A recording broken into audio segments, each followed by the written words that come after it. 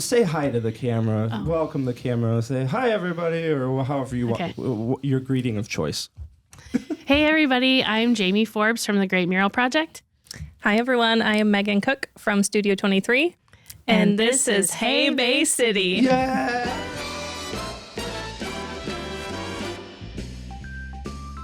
So, Jamie Forbes from the Great Mural Project, we have invited you here today so that we might sit at your feet and you will bestow upon us public art knowledges.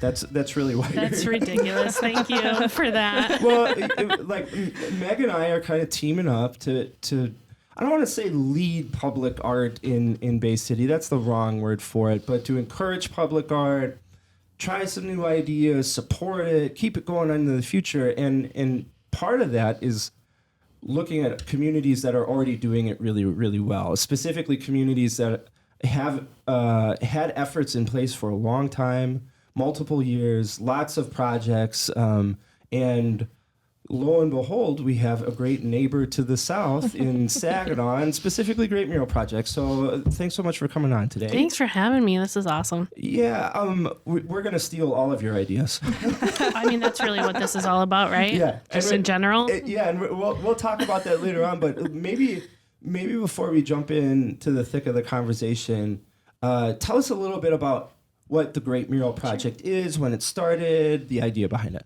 So along the same lines of what you're talking about, there's been so much public art in Saginaw for long before we started meeting and working on projects. So we're just kind of one part of a long tradition of public art in Saginaw, and you can see that just by driving around. It's everywhere. But we started meeting in 2017. It was actually sort of born out of a Bay City person's brain. So Maura Brannigan was actually the person that brought it up for the really? first time. And then a few of us started meeting. So it's it's Elena Parteka now Wiesner, Don Mural, who owns Donovan New Day in downtown, and Cassie Zimmerman, who works for the city. We got together and started talking about what it might be to raise money for public art. None of us are artists, but we just care about it a lot. And it has been one of the most affirming things I've ever been involved in. People are just so generous and kind, and yes, steal the idea. Here's the right person to talk to. All that stuff has just like lined up, and it's just so affirming to be involved in public art in Saginaw because people are just so supportive and wonderful. Yeah. So since then we've, the first year was at Downtown Mural. We did a mural here in Old Town for a year or two, and then we've kind of done multiple projects from there each year, however we can raise money. We've installed, looking at my notes because I can't remember, 42 murals, and we've hired 73 artists over the years. The latest ones that we've done a bunch have been utility boxes, which has been so wonderful because we have so many artists that haven't done big projects yet, but they're so good enough to do that we partnered with the city, who has been our partner so many times on so many projects, to install murals on utility boxes, and that has been awesome. It's just really fun, and it depends on the year which projects we end up being able to take up, but we've been able to fundraise okay and be able to basically follow through with all of we have a few kind of dream projects. But Ooh, we might spill the beans after we stop recording. So what year did you start? 2017, we started meeting. 2018 was our first mural. So 2018 was your first mural, and since then, 42? Yeah. Wow. Well, 30 of them are utility boxes, so those go pretty quick, but still. Yeah, that counts. This last year was our two biggest projects. Tell me about those. Yeah, so they were so amazing. We brought in Kevin Burdick, who's from Fenton, has done a lot of work for the Flint Public Art Project. He worked with John Vasquez on a mural that memorializes Jim Leatherer, who is a civil rights advocate from Saginaw, who participated in the March on Selma, one of the few folks that wasn't from that state. He's also an amputee. So although he is, there's a statue to him in another state, we don't talk about him very much. And so there was this one picture of him walking on crutches with people on both sides, and just an incredible image. We invited his family to the reveal, and they were amazing. And they were so cool. and they were so thankful for the recognition, right? Like this is a really important person in Saginaw's history who hadn't really had a place before. So I'm excited. And the mural turned out, of course, Kevin is incredibly talented. Yeah. And it turned out awesome. And then there's another, so that's on the Commerce Center downtown. Across the Delta parking lot on the Behringer building is another mural that John Vasquez led with Caleb Peak Trotner and Devon Collins. The three of them got together. So these two murals are Saginaw's past, right? Jim Leather and Saginaw present. And the mural on the Behringer is a celebration of matriarchs in our community, which I think is so appropriate for the current time and place, that there are just so many moms and grandmas and aunties and daughters and that are driving this city. And so that just seemed very appropriate for the current time. So those are huge murals. They were, the whole, the big tall lifts and the, I can't imagine being up in a lift with the wind blowing. Yeah. So kudos to our brave artists who made it happen. Goodness gracious. Meg, I want to ask you kind of your perspective on the work that Great Mural Project is doing, because you live in Saginaw, working in Bay City. What do you think about the organization, what they do?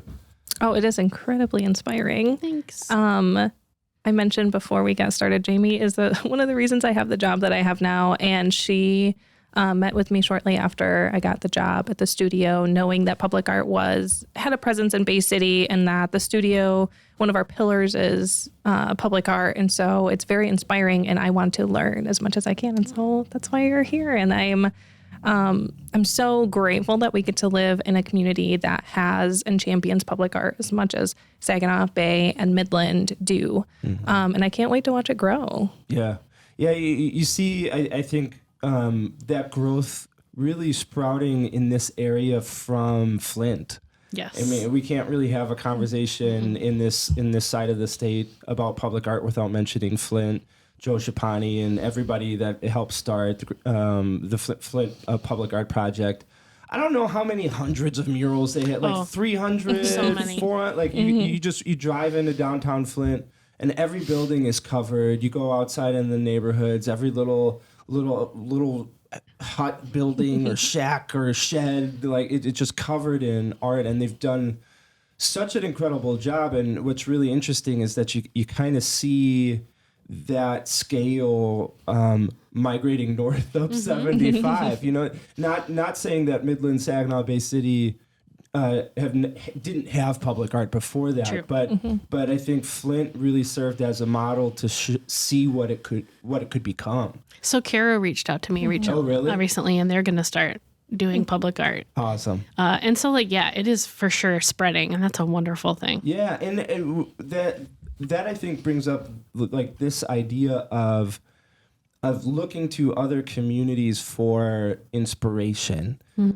Sometimes in communities we like to be very insular and like, well, we're gonna do it our own way, and that's not public art at all. Like if you talk to artists in Saginaw, that like John and his crew, they love seeing other artists come in. They love like that kind of cross-pollination of ideas.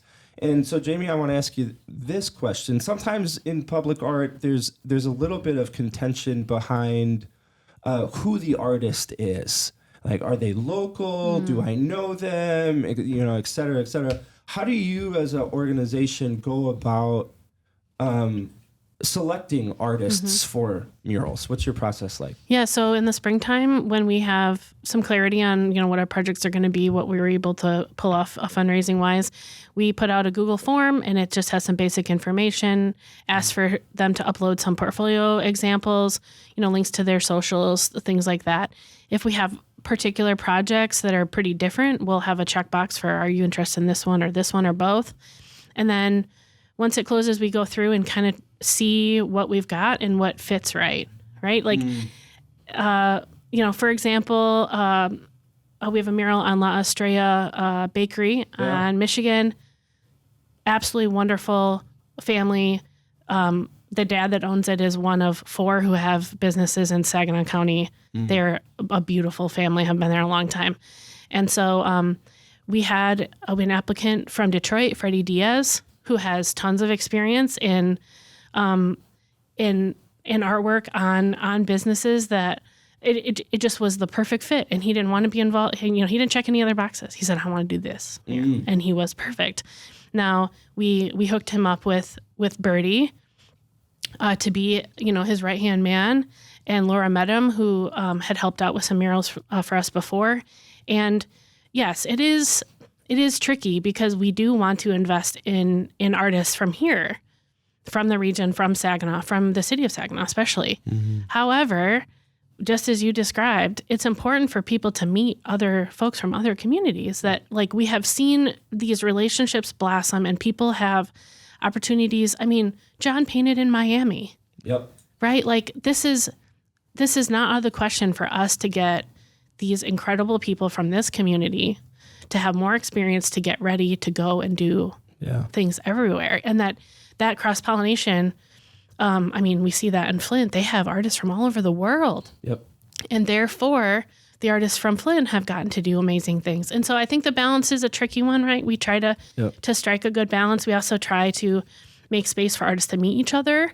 We would like to, be thinking about like opportunities to help artists grow and professionalize, because I think that's a real challenge too, like, getting legal. And so I think that there's a lot of space for us to kind of make some of those connections and make some space for those relationships to continue. But very important to have that mix. If we only had Saginaw artists, I think we would be doing a disservice. Yep.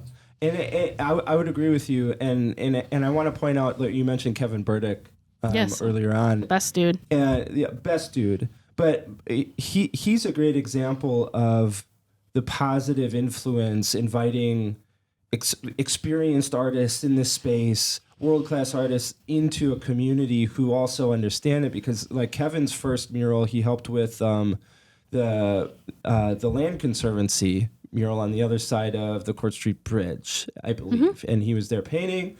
And I think that was his first mural in Saginaw. And that's when I started following him.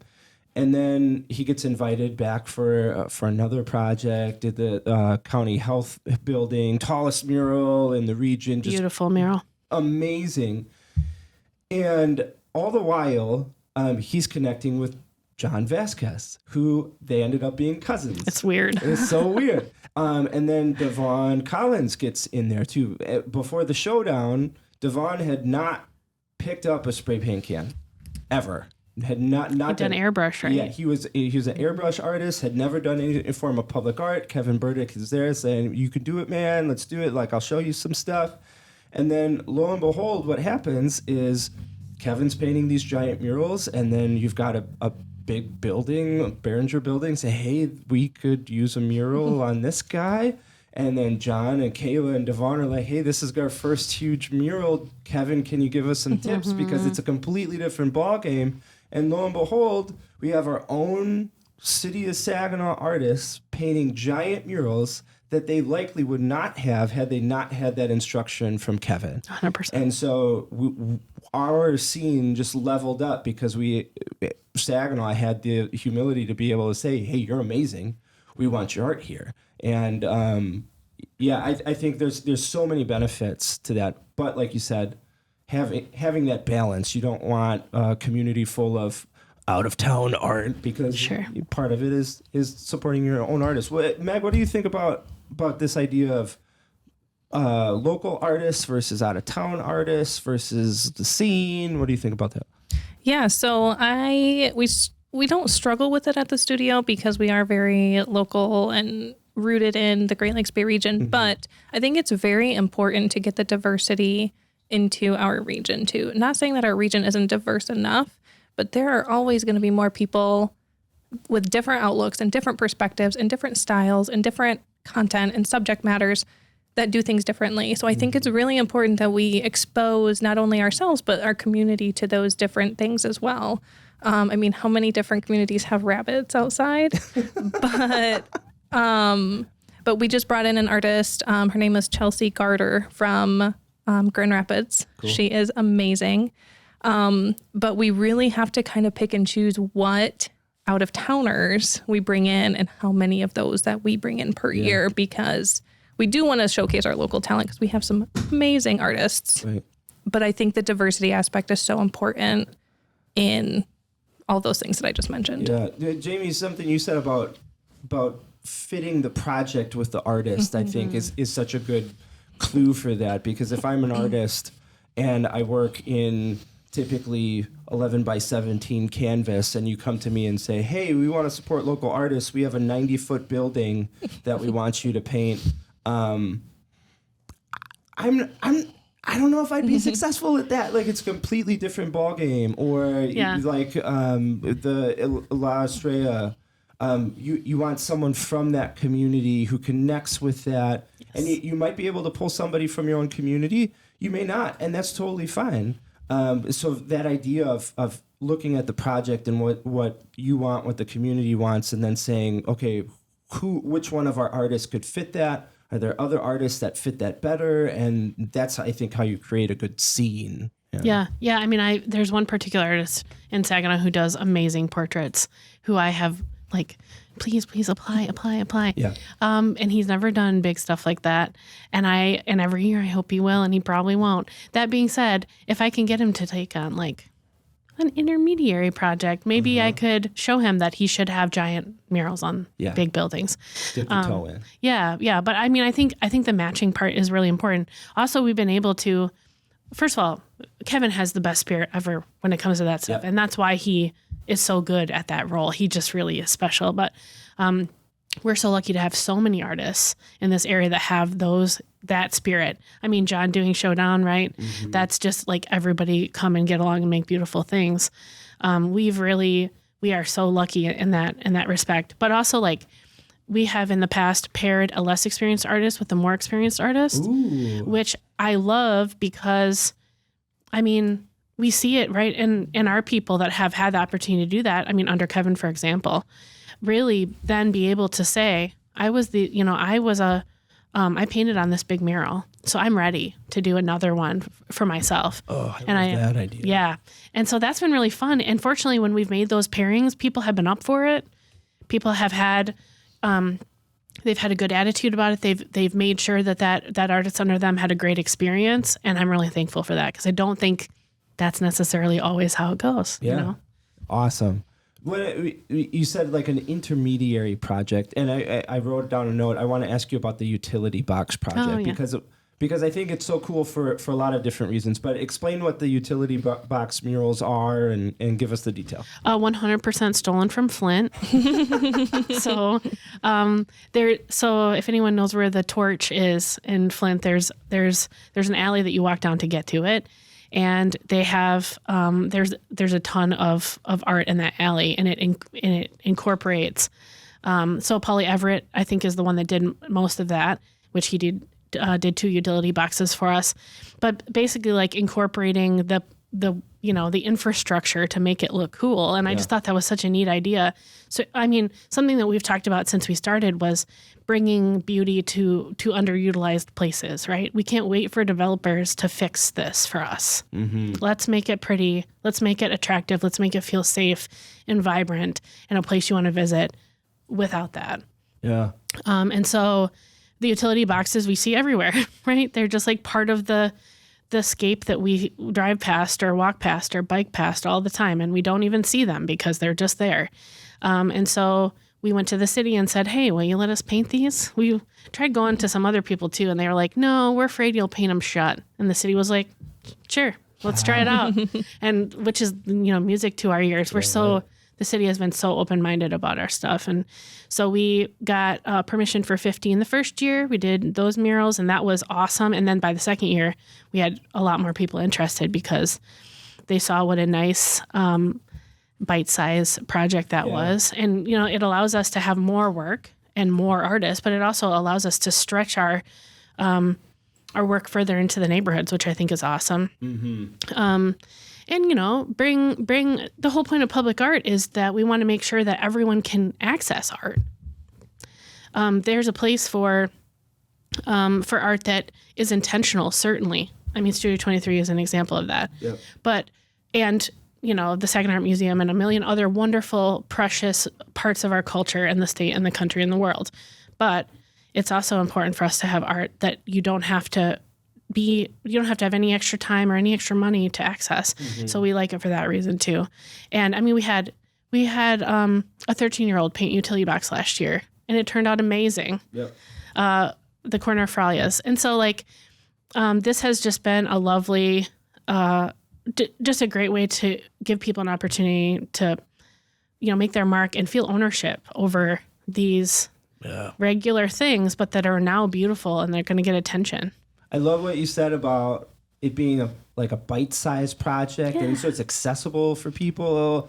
I don't know about painting a wall of a building, but that utility box is just about the size of a canvas, and I can, if I screw something up, I can fix it. Like it's a little bit more manageable. You get so many more artists.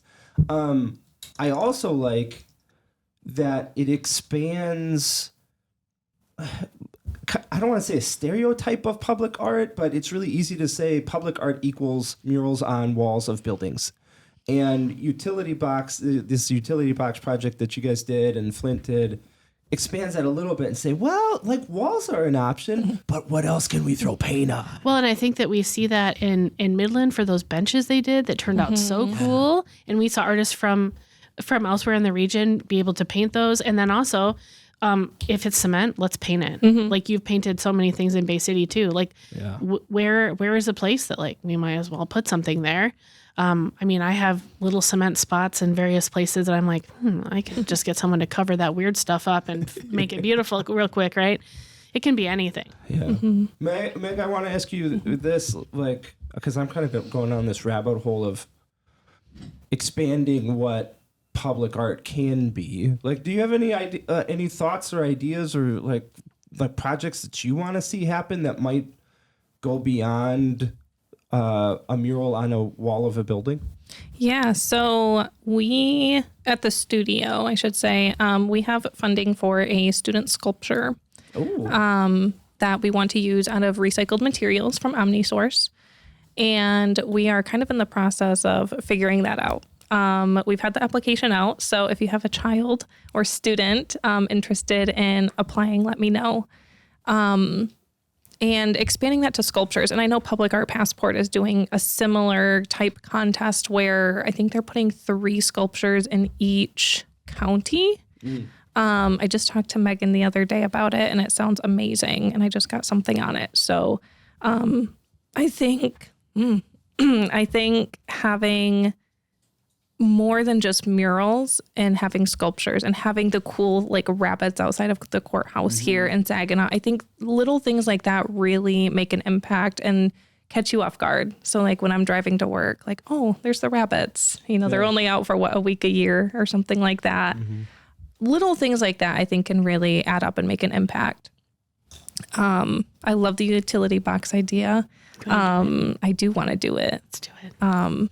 So I think we can make that happen too. But I think the whole idea with public art is that conversational piece between the viewer and the art piece itself. And we're going to get a little deep, but I'm ready. But whatever that experience is for that person and the artwork, I think whether it's taking a selfie in front of it, how is that artwork interacting with that person, and how is the person interacting with that artwork? It can be a mural, it can be a sculpture. Are they climbing on it? Are they taking a selfie with it? Is it the angel wings that you can stand in front of and then you're an angel? Something about their history from it, right. Yeah, all of these different experiences is that like conversational piece, and it's all silent and it's just in your head, but you have to think a little bit about the piece as you're looking at it or as you're appreciating it and experiencing it. So I think that's a really brilliant segue to this question. How do you go about selecting the subject of the mural? Let's say you use murals as the example. How do you go about deciding what that mural is going to be? Because sometimes in communities, that can be the contentious thing. Half the community is like, oh my goodness, that's beautiful and brilliant. I love that. And then the other half is like, how dare you defile this building with this? So Jamie, from your experience, is there a best way to go about it? How do you go about deciding what that mural is going to actually be? I think it depends a bit on what the nature of the program of the thing is. We have lots of awesome business owners that have commissions, right? They pay someone to put a mural up. In which case, it's their decision what it is, right? They're paying for it. Right. And that is 100% fine. And then you get to pick which ones you like and which ones you don't like, and you close your eyes. Mm-hmm. Okay. So that's one thing. Like, that is one valid, in my opinion, valid way for murals to exist. And then there are projects like ours that are more community driven, so the way that we've done it, and we've kind of come to this by trying a few other ways, and this one just works for us, is that we have a small group of advisors, maybe 3 or 4 people, who are pertinent to the building or the story we want to tell or whatever it is. So, for example, for La Estrella, it was the family, right? For the Jim Leatherer mural, it was a few members of diverse community groups, because we wanted to be able to tell, the story of Saginaw past and Saginaw present. We try to keep the group small because too many cooks in the kitchen makes things crazy. Yeah. And we get them together with the artists that we've picked, and they have a conversation about what they want to see, about what style they like, about what content they want to see, what messages, what does Saginaw presently even mean, right? That's a big topic. Mm-hmm. They had an hour-and-a-half conversation about what that means to them. And we then trust the artist to have their freedom to be able to come up with an image from that. Mm. We haven't ever really had to ask for an artist to change anything from that, because those conversations are always so fruitful and are so inspiring and give plenty of content for the artist to digest and put into an image that they feel good about. We try not to go back and forth a bunch, because it also takes a lot of time for an artist to create a thing. And so the more time that you go back and forth with these little tweaks, you're taking away their artistic freedom and you're making them spend more time. And our aim is to pay people fairly. And that means not taking up too much of their time either. But honestly, they've always been so great that we haven't had to do much of that. But I think, we like that idea, because then it's important for people to feel heard, but it's also important for the artist to be able to digest that in a way. And so far, that arrangement has helped both the advisory team and the artist both feel as though they have their space.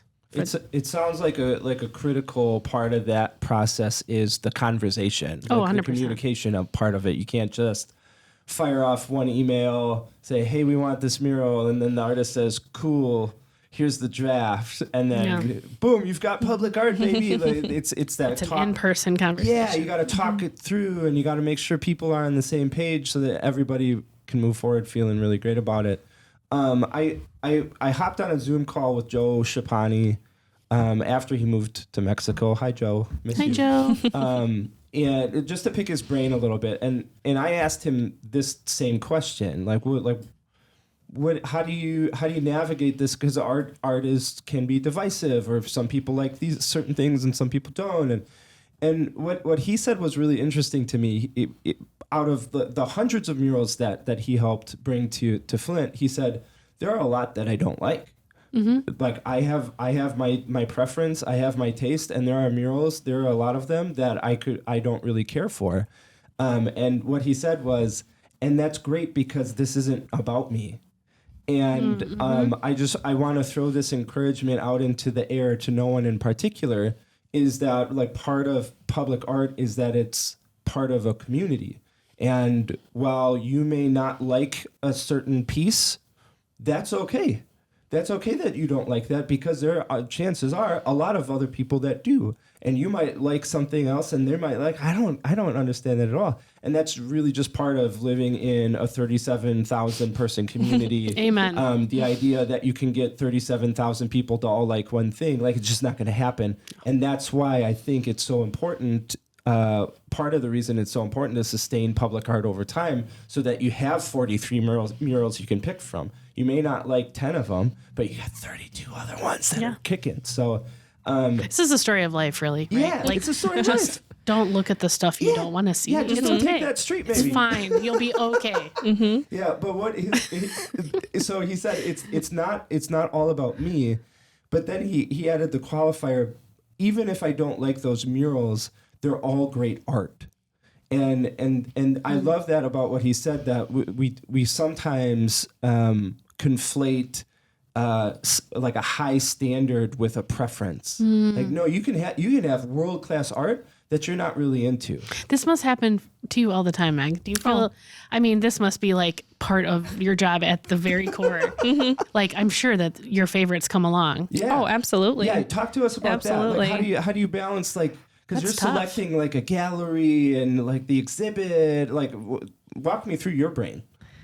That's a scary question. But so my history is in my background is in art history, and I hated the Renaissance for a very long time. And you know a lot of people that love the Renaissance, right? Yeah. Leonardo, Michelangelo, Raphael, all of them, the masters. I couldn't stand it because all it was Madonnas. I thought it was boring.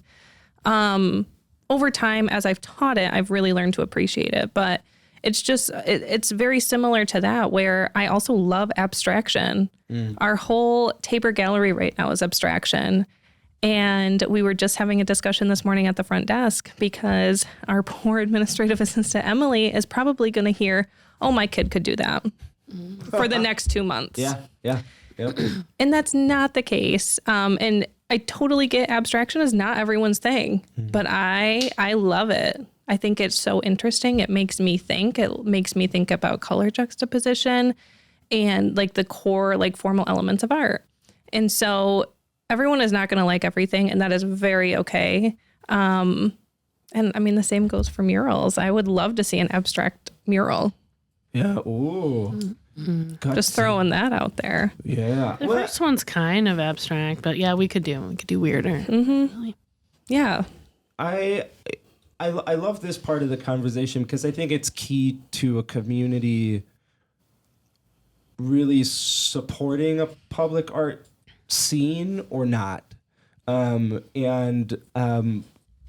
I think for Bay City, if we want to pull this thing off and we want to crush public art, like we all have to be on the same page with that, because every time a 100%. mural going up, if people are like, boo, no, I hate that, like that's a downer for the people that are leading it. You're scaring artists away, especially if they're local artists. Can you imagine being a local artist? Or less experience. Yeah, putting an Crush your amazing little piece of soul. art, and then you hop on Facebook and people are like torpedoing this work that is really great, and they just don't like it. So I think if we want to have a successful public art scene, we have to all get on that page of the difference between preference and standard. All the art should be at a high standard, absolutely. For sure. That doesn't necessarily mean that it's going to fit everybody's preferences, and it likely won't. But that's part of building the scene. 42 murals, 400 murals, whatever. You take your pick. Take those streets, look at those in the morning. Shield your eyes if you don't like it. But it's really easy to torpedo a blossoming scene through criticism that's misplaced. So the question is, what are you guys planning? I don't know. You guys have lots of good spots for murals. Yeah, we're right now we're talking about an idea that because throughout Bay County we have a lot of smaller communities, and we want to kind of connect some of those communities. Like, we can't do murals in every single one, so we picked 4. We've got Bay City, of course, but then we're looking at sites in Auburn and Essexville and Pinconning. And then the idea being each one of those murals fit within a similar theme as a way to connect these communities through public art, but then also through the theme of the mural.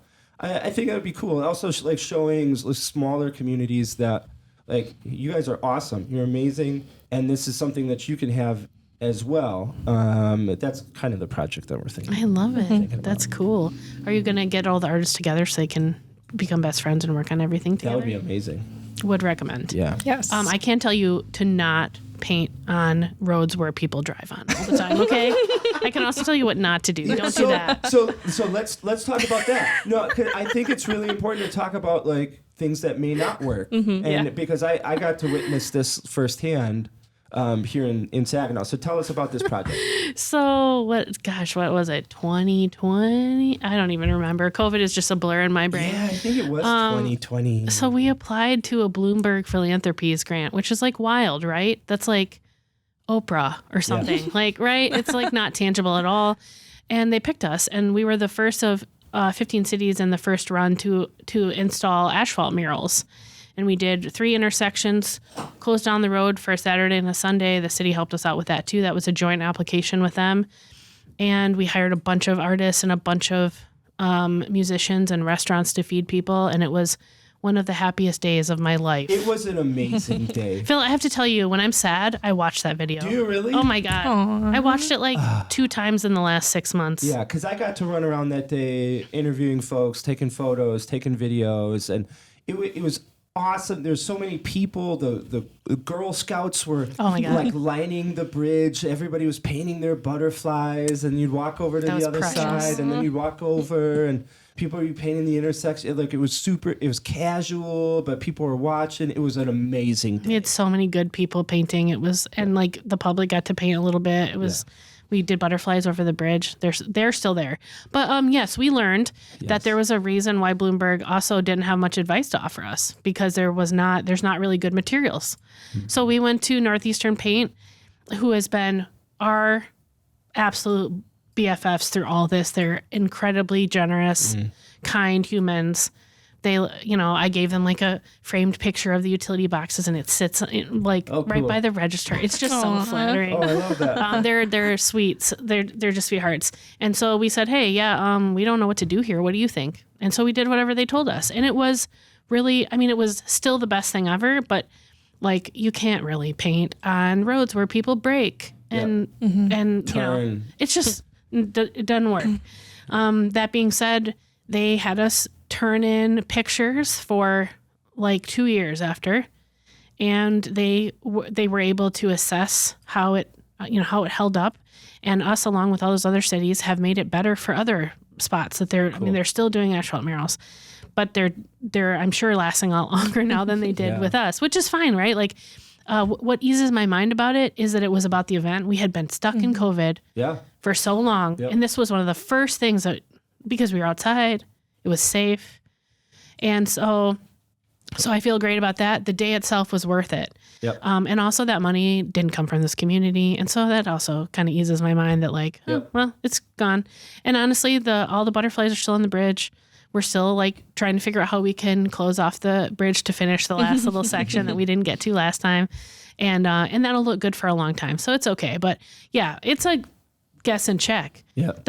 We're lucky to have so many generous folks that are willing to give their lessons. But I've talked to so many communities about asphalt murals and murals in general, and I'll tell you everything, because it's not mine to hold, right? Mm-hmm. It's mine to give you so that you don't make the same, mistakes that we did. Mm-hmm. Or, you want this sort of quasi-legal document that we hacked together off of a bunch of Googled things and had an attorney friend who doesn't specialize in that look at it. Yeah. Here, take it. Take it right now.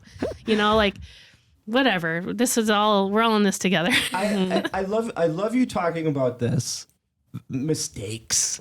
I don't even want to call it a mistake because like, a twist in the road. Yeah, you were operating the best you could on the information you had. Bloomberg Philanthropies are like, hey, we have this idea and we want to give you money to see how it works. And so like they didn't know how it was going to turn out. So I don't even want to call it a mistake. But I think that's important to point out when you look at like starting something new, like Hay Bay City itself. Like brand new, like how do we do this talent attraction retention thing? Because we had never done it in Bay County before, let alone really the region. And so this entire process up until this point has been like, hey, we have this really good idea and we're willing to work hard. and we're going to screw things up, and then we're going to fix them. And then we're going to do a lot of things right, and then maybe those things that need to get better, we're going to talk about them, and then we're going to try to fix them, and then we're going to learn, and then rinse and repeat that over time. And that's all part of the process. And that kind of harkens back to what you said before, which is we also need as a community to be accepting of people making mistakes. For sure. Yep. Like, Yep. it is fine to let your voice be heard, but also please, like, keep it constructive. Like, people are working really hard. And yes, they are not perfect. No one is, literally no one is perfect. And so, like, just if you hate it. So I think back to the intro to Saginaw, so Alex Mixter's film, where he interviews, I think it was Jimmy Green, and Jimmy Green said, "You can either work on this stuff with us, or could you please just shut your mouth?" And I really think about that a lot. Yeah. Like, you could, I type out the sassy comment and then I just don't post it because, like, it's cathartic to type out the sassy comment. But, like, is it helpful? No, it's not helpful. Yeah. Mm-hmm. Just scroll on by, man. It's gonna be okay. Yeah, and I think of all the things, public art has the potential to really encourage that in people. Like this is art. Mm-hmm. Like, this is art. People are artists. We're supporting artists. We're making that once vacant building now look better than at least better than a vacant building.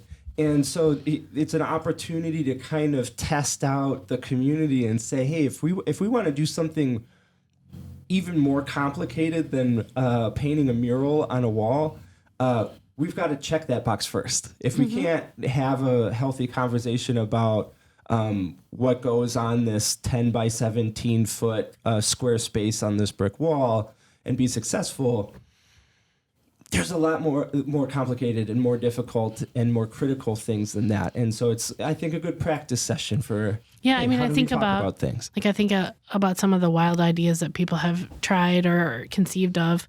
Like for example, in the art museum right now, there's an exhibit of inflatable fabric art. And it's so cool.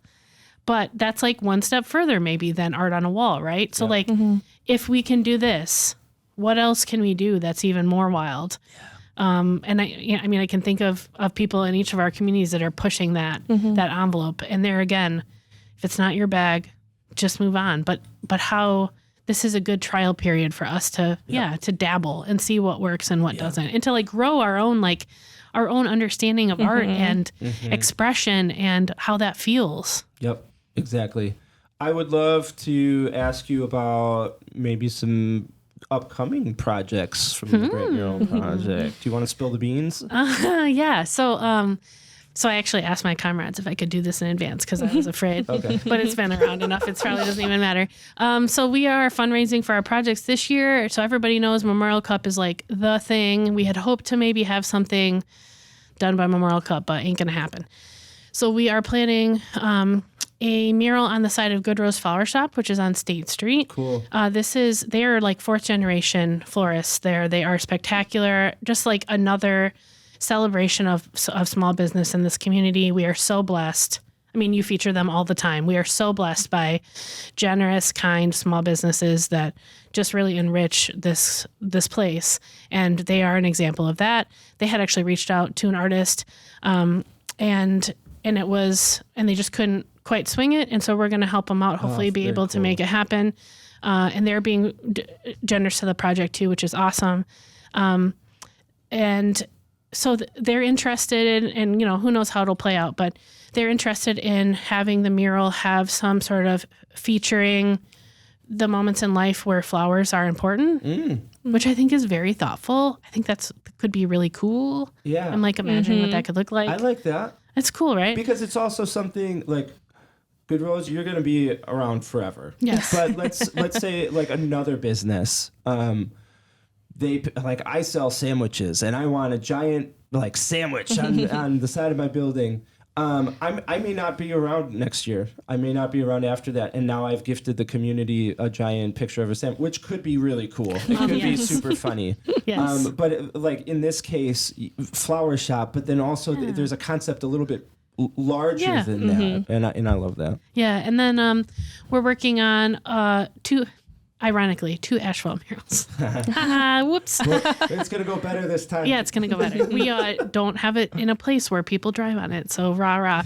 So we're going to do, so we're hoping to do two large squares of cement under the downtown Saginaw Farmers Market Pavilion at SVRC Marketplace. Oh, that'll be cool. And then also there's that spot behind SVRC towards the river where they have, it's called the Riverfront Gateway, where they've put a lot of money, the Riverfront Commission has put a lot of money into sprucing up that area because there's this lovely path along the whole river that no one seems to know about and walk it.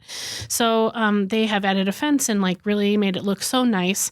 So we were talking about painting the pathway down to the river and about the same amount of space down the river, along the river walk. So those are our hopes for this year. Both of those cement murals would involve some element of public paint because that is really fun and we just love it. So the way it would work is an artist would design something digitally and then, sort of like outline it onto the pavement, and then we would invite the public to come and paint. Cool. And then the artist would make it look perfect. And we've done that on a few other murals before. It's been really fun.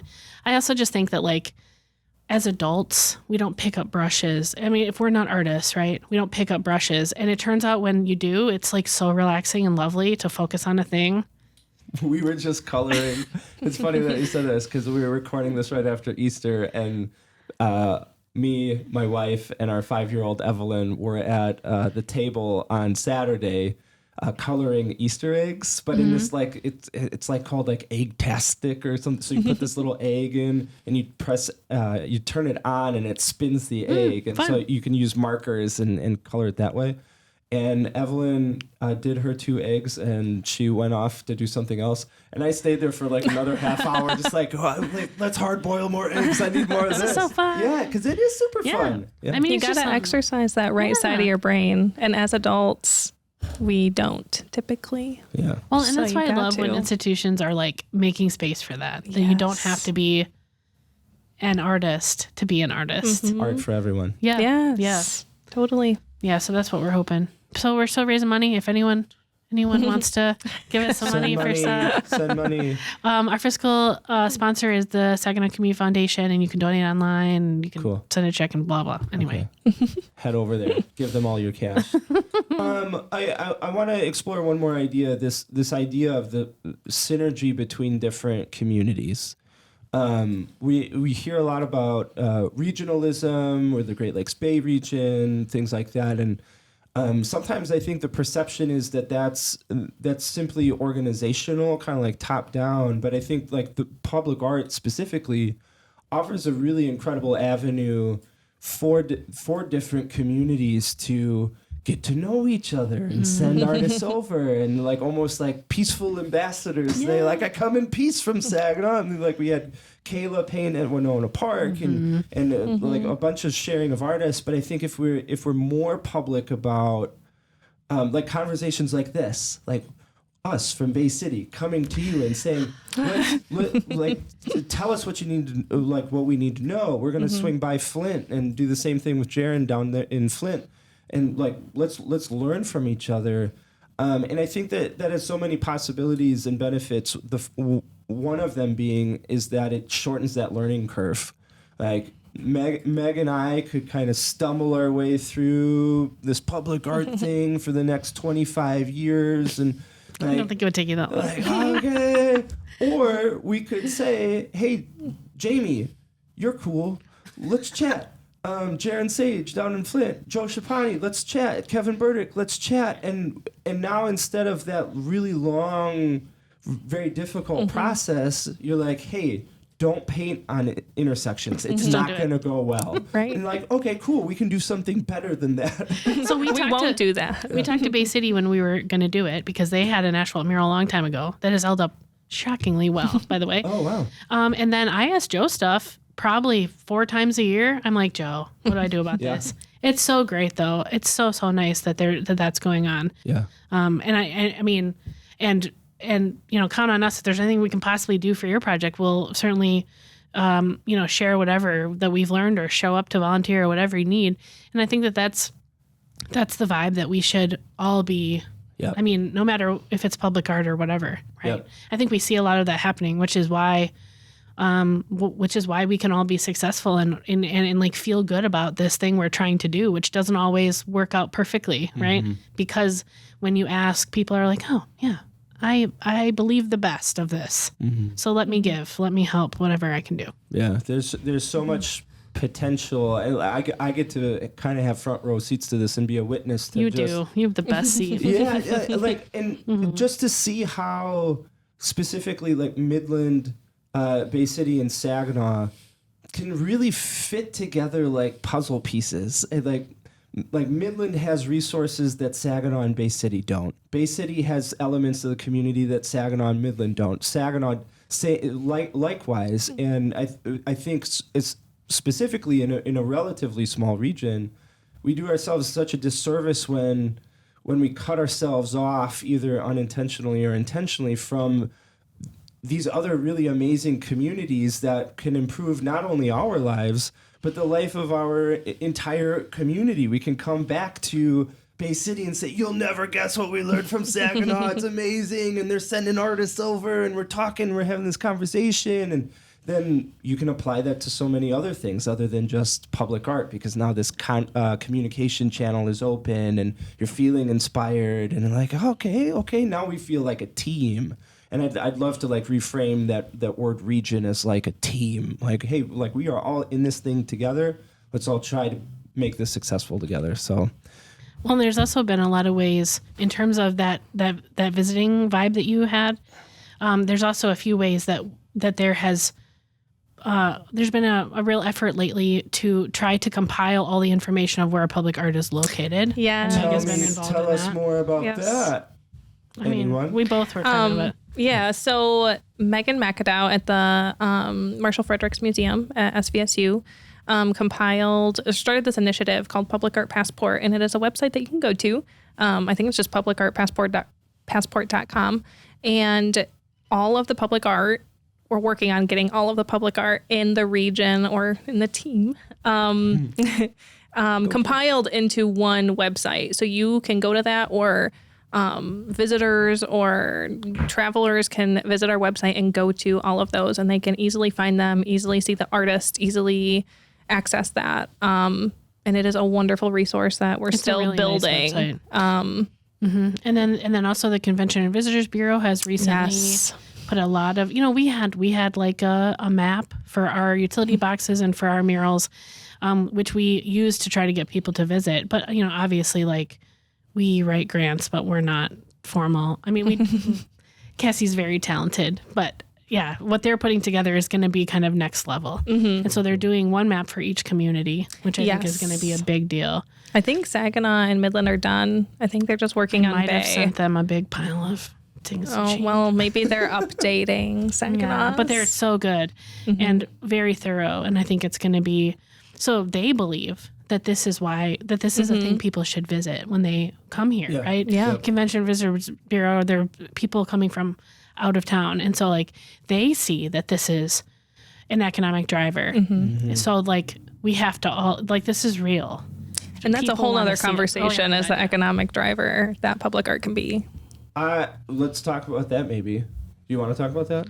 Yeah. Okay. I mean, I think it goes hand in hand with Hey Bay City's initiative of talent attraction and retention. I mean, public art is proven to bring people to areas and keep them in beautiful areas because public art makes places beautiful, right? So public art has that potential, and it also has a million other benefits, but one of the economic drivers is public art. And so the more public art we have, potentially, the more we can attract and retain our people. I love that you brought this up because it makes me reminds me of a story. I was at a meeting and I was talking about public art as one of the initiatives for Hey Bay City, and a business owner who is a friend of mine raised his hand and he said, "So, how is this going to make us more money?" and I came out with some statistics and things like that. But what I should have said was, you just opened a new restaurant. did you make it beautiful or did you make it look not beautiful? Why? And that, like, I think that's the answer right there. It's people love beautiful things. We love beautiful things. We love things that look like their quality, that they're held to a high standard, and that's why we invest money in making a restaurant look beautiful. That's why we spend $3,000 on that light fixture instead of a $20 AA thing that you can buy from Home Depot, because that communicates care beyond just like the economic part of it. It communicates that we are a community that cares about itself. Yes. And no one wants to be part of a community that doesn't care about itself. They're going to find some other place. And they want to feel like they belong. And so that's where I think like the diversity aspect comes into, because we do have very diverse communities. And if we are marginalizing people, they're not going to feel welcome. They're not going to feel like they belong in an area. So that's why public art has the ability to do that, to make people feel like they belong in a certain area. And I think it's incredible, the impact that public art can have on so many different things. Amen.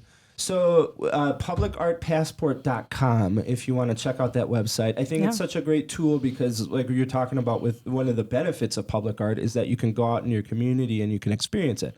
One of the hard parts of public art is that if you have a lot of it, and especially spread out across a large area, you kind of got to know where it is if you want to go look for it. And so publicartpassport.com, it's going to be such a great resource to be able to say, hey, I'm going to be in Saginaw. I want to see some of this. Hey, I'm going to be in Bay City. I'm going to be in Midland. I want to know where this is. Like, oh, that's just around the corner. You could be like on the wrong side of the building and like, where's this thing everybody's talking about? I mean, another one, I mean, like Frankenmuth has tons of public art and they have, it's probably on the Convention and Visitors Bureau site. There's like a tour that you can take, like a walking tour to see public art. There's tons of Kevin Burdick and Stephen Hargash and Frankenmuth, amazing murals.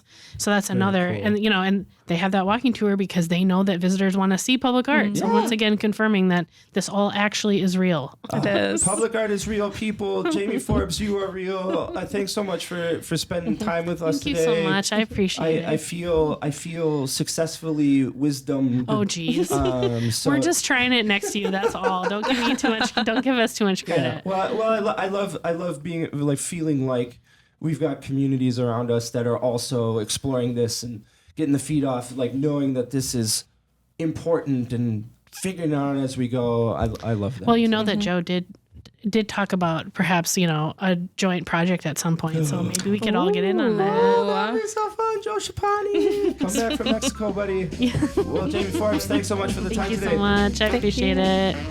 Good. You guys are awesome. Thank you. That was fun.